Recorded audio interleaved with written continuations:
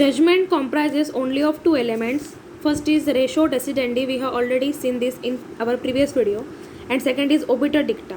So obiter dicta means a judge expression of opinion uttered in a court or in a written judgment, but not essential to the decision and therefore not legally binding as a precedent.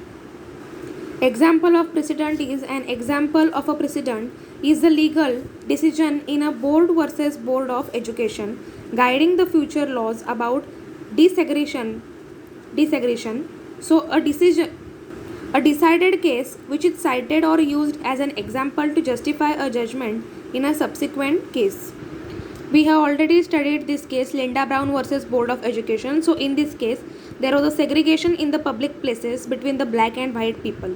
So after that, the law was implemented as a desegregation.